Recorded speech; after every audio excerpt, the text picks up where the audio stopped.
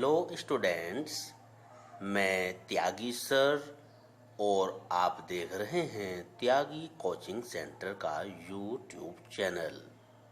Students, हमने अपने last math lecture में चैप्टर 1 वास्तविक संख्याओं की NCERT एक्सरसाइज 1.1 के 2 क्वेश्चंस कंप्लीट किए थे।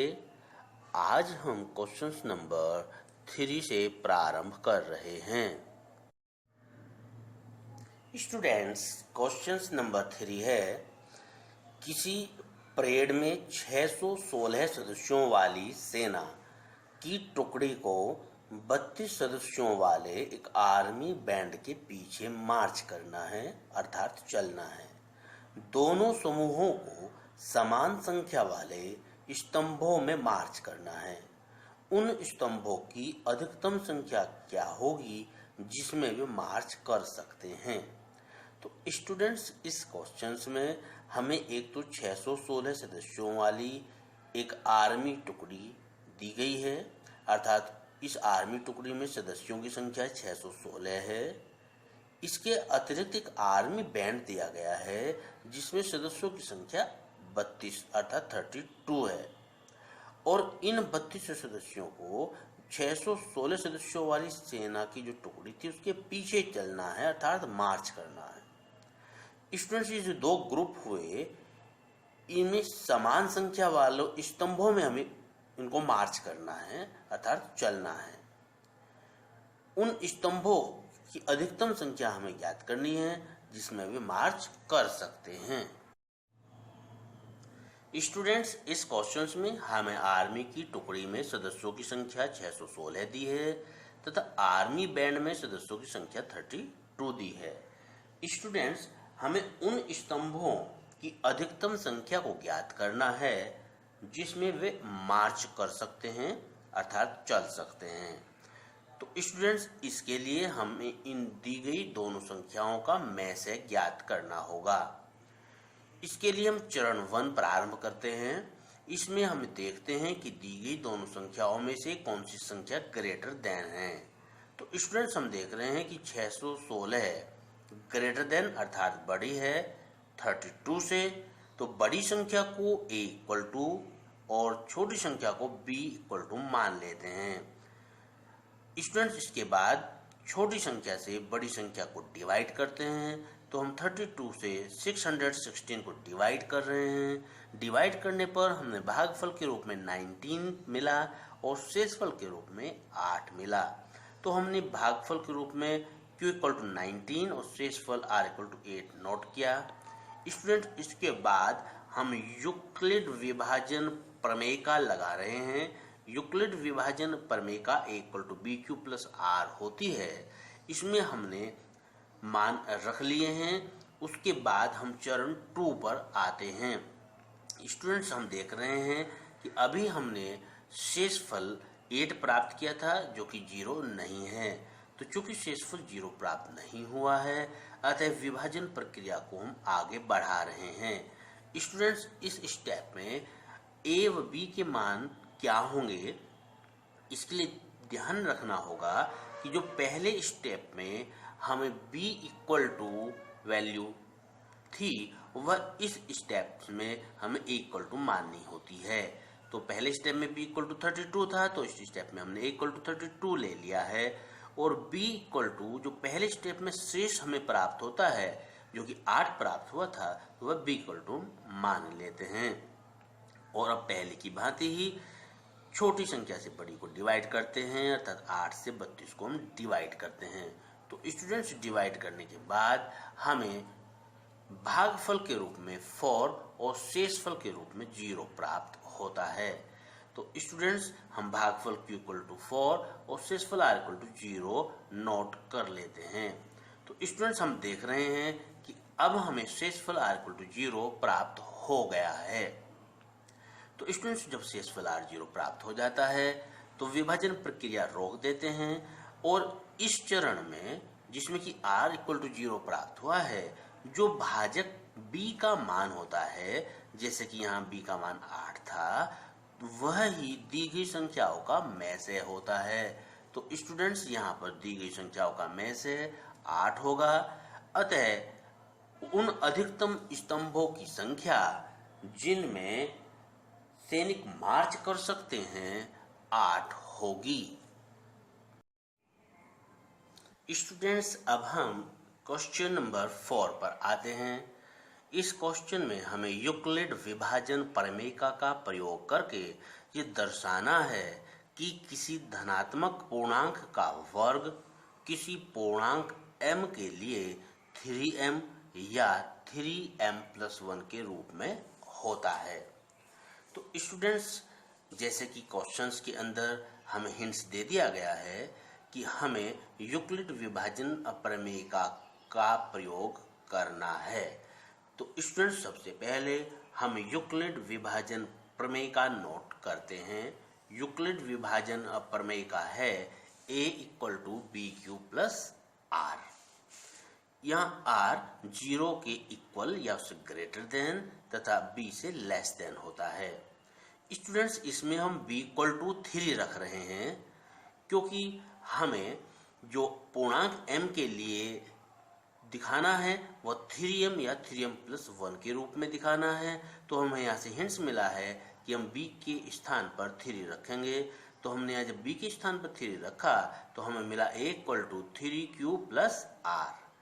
अब हम यहाँ b की जगह 3 जब रख रहे हैं तो हमें r की वैल्यू के बारे में पता चला कि r की वैल्यू 0 के इक्वल या उससे ग्रेटर देन होगी तथा 3 से छोटी होगी। तो स्टूडेंट्स, r का मान क्या होगा? हम कह रहे हैं कि r का मान 0 के बराबर होगा, तो 0 लेकर के चलें। 0 से बड़ा भी पॉसिबल है, तो 0 से बड़ा 1 लिखा, 2 लिखा। स्टूडेंट्स, हमने 3 इसलिए नहीं लिखा क्योंकि r का मान 3 से लेस देन है, 3 से छोटा बताया गया है। तो यहाँ r की जो पॉसिबल वैल्यू हुई वह 0, 1, 2 हुई।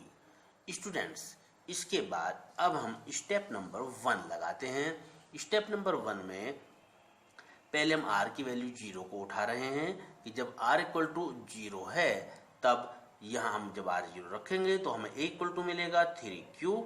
स्टूडेंट्स, अब हम इसका दोनों पक्षों का वर्ग कर रहे हैं तो हमें मिला a² = 9q²। इस 9 को हमने 3 × 3 में फैक्टर कर लिया। इसके बाद 3q² को ब्रैकेट किया और उसके स्थान पर हमने m लिख दिया। तो स्टूडेंट्स, हमें प्राप्त हुआ a² = 3m, जहां m 3q² है। इसके बाद हम स्टेप नंबर 2 पर आते हैं। स्टूडेंट्स, अब हमें r = 1 लेना है। जब हम r = 1 रखेंगे तो हमें प्राप्त होगा a = 3q + 1। स्टूडेंट्स, r = 1 है, जो ऊपर से हमने इक्वेशन प्राप्त की थी a = 3q + r, वहां पर r की जगह में 1 रखना है तो हमें पाएंगे a = 3q + 1। स्टूडेंट्स, अब a = 3q + 1 का दोनों पक्षों का वर्ग करना है। तो हमने a का वर्ग किया, 3q + 1 पर वर्ग लगाया। स्टूडेंट्स, अब हम इसका होल स्क्वायर खोल रहे हैं। तो हमने 3q का जब स्क्वायर करेंगे तो हमें 9q² मिलेगा, प्लस 1 का स्क्वायर करेंगे तो हमें 1 मिलेगा, प्लस दोनों की गुणा का 2 गुना जब हम करेंगे तो 3q की 1 में गुणा होकर 3q, उसका ट्वाइस हमने किया तो 6q हमें मिल गया है। स्टूडेंट्स, इसके बाद हमने इसको एडजस्ट किया, 9q² + 6q + 1 को बाद में लिखा। उसके बाद शुरू के 2 पदों में से हमें 3 कॉमन दिखाई दे रहा है तो हमने 3 को कॉमन ले लिया, तो हमें ब्रैकेट में मिला 3q² + 2q। अब +1 ब्रैकेट से बाहर है, तो स्टूडेंट्स जो ब्रैकेट की वैल्यू है इसे हमने m मान लिया और इसके स्थान पर जब हम m रखेंगे तो हम पाएंगे कि 3m+1, तो a² = 3m+1 मिला। स्टूडेंट्स, हमें यही दिखाना था कि जो धनात्मक पूर्णांक का वर्ग है वह या तो 3m, जो कि हमने अभी ऊपर दिखाया, या फिर 3m+1 के रूप का होता है। स्टूडेंट्स, ये हमने शो किया। स्टूडेंट्स, अब स्टेप नंबर 3 पर आते हैं। अब हम r = 2 रखते हैं तो पाते हैं a = 3q + 2, और पहले की बात ही इसका दोनों पक्षों का वर्ग करते हैं तो a² हो गया और 3q + 2 पर हमने होल स्क्वायर लगा दिया। स्टूडेंट्स, अब हम इसका होल स्क्वायर खोल रहे हैं तो 3q का स्क्वायर 9q² + 2 का स्क्वायर 4 और प्लस दोनों की गुणा का 2 गुना हमने किया तो 12q आया। स्टूडेंट्स, अब हम इसे एडजस्ट कर रहे हैं। पहले हमने 9q² और फिर 12q का पद लिखा, और +4 को हमने लास्ट में लिखा। शुरू के जो दो पद हमें दिखाई दे रहे हैं, इसमें से हमने 3 को कॉमन लिया तो ब्रैकेट में हमें मिला 3q² + 4q, और 4 को हमने फैक्टर कर लिया 3 + 1 के रूप में। स्टूडेंट्स, अब शुरू के दो पदों में हमें 3 कॉमन दिखाई दे रहा है, इसे हमने 3 को कॉमन लिया तो हमें ब्रैकेट में मिला 3q² + 4q + 1। तो स्टूडेंट्स, ये जो ब्रैकेट की संख्या है इसे हमने m मान लिया तो फाइनली हमने प्राप्त किया 3m + 1। तो स्टूडेंट्स, ये क्वेश्चन नंबर 3 आ गई है। शुरू की जो दो क्वेश्चन आई थी उनमें हमें a² = 3m प्राप्त किया, और दूसरी क्वेश्चन में a² = 3m + 1, और तीसरी में भी अभी हमने 3m + 1 प्राप्त किया। तो स्टूडेंट, समीकरण नंबर जो 1, 2 व 3 हमने अभी प्राप्त की, उनसे स्पष्ट हो गया है कि किसी भी धनात्मक पूर्णांक का वर्ग, जैसे कि हमने a को धनात्मक पूर्णांक माना था, उसका वर्ग किसी पूर्णांक m के लिए या तो 3m के रूप में होगा या 3m + 1 के रूप में होगा। जैसे कि समीकरण 1 में हमने दिखाया था कि वो 3m के रूप में है, समीकरण 2 में हमने दिखाया 3m + 1 के रूप में है, समीकरण 3 में फिर हमने दिखाया 3m + 1 के रूप में है। तो स्टूडेंट्स, इससे स्पष्ट हुआ कि 3m या 3m + 1 में से किसी एक के रूप में ही किसी धनात्मक पूर्णांक का वर्ग होगा। स्टूडेंट्स, अब हम क्वेश्चन नंबर 5 पर आते हैं।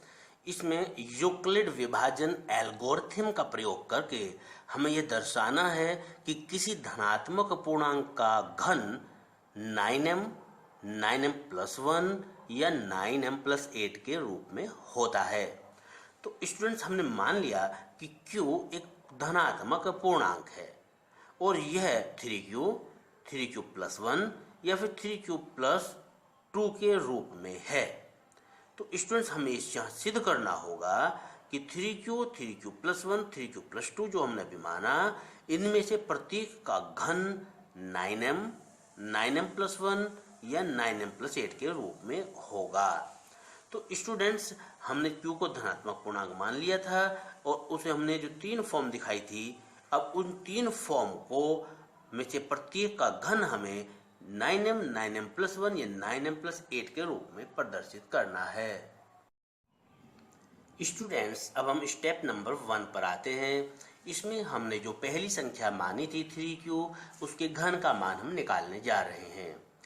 स्टूडेंट, 3 की पावर 3 हमने किया तो 27 आया, उसके बाद q की पावर 3। 27 को हमने 9 × 3 के रूप में लिखा और 3q की पावर 3 को ब्रैकेट कर लिया। स्टूडेंट, 3q की पावर 3 को हमने m मान लिया है और इसके स्थान पर m लिखा तो हमने 3q की पावर 3 = 9m पाया है। तो स्टूडेंट, जो पहली संख्या हमने मानी थी उसके घन को हमने 9m के रूप में दिखा दिया है। स्टूडेंट्स, अब हम स्टेप नंबर 2 पर आते हैं।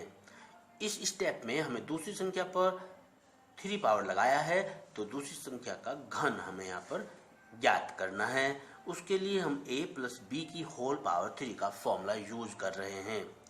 स्टूडेंट्स, इस फॉर्मूले में पहली संख्या अर्थात a पर 3 पावर लगाते हैं, प्लस 3 गुना लेते हुए जो पहली संख्या है उसका वर्ग लेते हैं, a का वर्ग इंटू दूसरी संख्या b ऐसे ही गुणा में लगा देते हैं, प्लस फिर 3 गुना लेते हुए इस बार पहली संख्या को ऐसे लिखते हुए दूसरी संख्या b का वर्ग करते हैं और प्लस फिर b अर्थात दूसरी संख्या पर 3 पावर ले लेते हैं। स्टूडेंट्स, अब हम इसे आगे सोल्व करेंगे। उसमें 3 की पावर 3 को हमने सोल्व किया तो 27, फिर उसके बाद q की पावर 3 प्लस 3 की पावर 2, 9 की 3 में मल्टीपल करके 27q² आ गया है, प्लस 3 की 3 मल्टीपल करके 9q और प्लस 1 हमने ऐसे ही रख लिया है। स्टूडेंट्स, इसमें हमने शुरू के 3 पदों में से 9 को जब कॉमन निकाला तो ब्रैकेट में हमें मिला 3q की power 3 plus 3q² plus q। Students, bracket की जो संख्या है इसे हमने m मान लिया तो हमें 3q + 1 की होल पावर 3 = प्राप्त हुआ 9m + 1। तो स्टूडेंट्स, हमने यहाँ प्रदर्शित किया कि जो दूसरी संख्या हमने मानी थी उसका जो घन है वो 9m + 1 के रूप में आता है। स्टूडेंट्स, अब हम स्टेप नंबर 3 पर आते हैं। इसमें हमने जो तीसरी संख्या 3q + 2 माना था उसका हम घन ले रहे हैं और जो अभी हमने a + b की होल पावर 3 का फॉर्मूला यूज किया था उसी फॉर्मूले की हेल्प से हम इसकी 3 पावर को खोल रहे हैं। हमने पहली संख्या 3q पर 3 पावर ली प्लस 3 गुना लेते हुए पहली संख्या 3q का वर्ग इंटू में दूसरी संख्या 2o ऐसे ही रखा, प्लस फिर 3 गुना लेते हुए इस बार पहली संख्या 3q को ऐसे रखा और दूसरी संख्या 2 पर वर्ग लिया, प्लस दूसरी संख्या 2 का हमने घन किया। स्टूडेंट्स, हमने 3q की पावर 3 को 27q की पावर 3 लिखा, प्लस 3 का स्क्वायर करके 9 की 3 में मल्टीपल करके 27q की पावर 2 लिखा, इंटू में 2 को हमने ऐसे ही रखा, प्लस 3 की 3 मल्टीपल करके 9q और 2 स्क्वायर 4 ऐसे रखा, 2 की पावर 3 हमने किया तो 8 आया। स्टूडेंट्स, इसके बाद 27q की पावर 3 और 27 की हमने 2 में मल्टीपल की तो 54 हमने प्राप्त किया, तो 54q स्क्वायर लिखा, 9 की 4 में मल्टीपल करके 36q और प्लस 8। स्टूडेंट्स, अब हमने शुरू के 3 पदों में से q को कॉमन निकाला, तो 9 को कॉमन निकाला, तो हमने ब्रैकेट में पाया 3q की power 3 plus 6q square plus 4q। Students, इस ब्रैकेट की संख्या को हमने m माना, तो फाइनली हमने पाया कि 3q प्लस 2 जो हमने तीसरी संख्या मानी थी उसका घन 9m प्लस 8 के रूप में आ गया है। स्टूडेंट्स, इसे हमने क्वेश्चन नंबर 3 लिख लिया। तो स्टूडेंट्स, हमने यहाँ यह प्रदर्शित किया है कि कोई भी धनात्मक पूर्णांक का घन 9m प्लस 1 या फिर 9m प्लस 8 के रूप में ही होता है।